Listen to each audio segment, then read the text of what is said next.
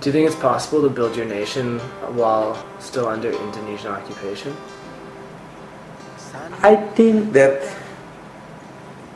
it is a process of struggling. If you read the history of the independent country, you will find that nation building is not come when they get independent. Nation building is starting from the struggling. Only like in freedom, yeah, freedom. Long West Papua, all one talk belong you me. Only run away about.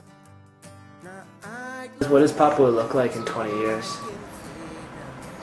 I want to say that there is a dream, but there is a reality. My dream is I want to live a free people, free man in my land. I can go to fish, I can go hunting, I can build my house, build my own trees. I can build my canoe and doing what I want. Yeah. I have my freedom. Yeah. That's my dream.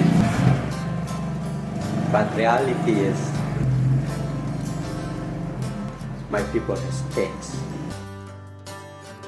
If you were able to say something about West Papua, something about your people to Canadians, what would you want to say?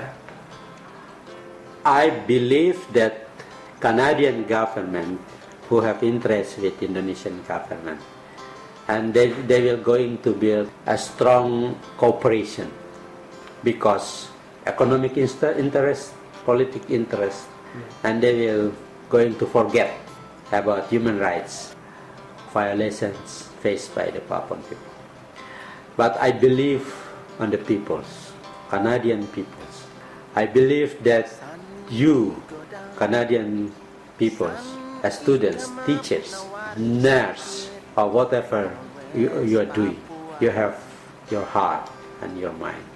And I believe that you will feel heard when you listen and you see our sorrow, our situation here.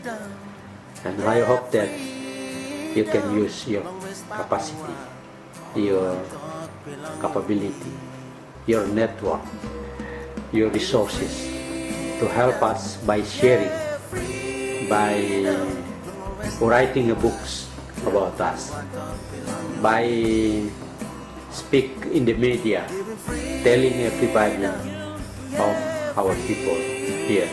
I think that by doing this, you can help us, and I hope that one day we can work together as people in this world.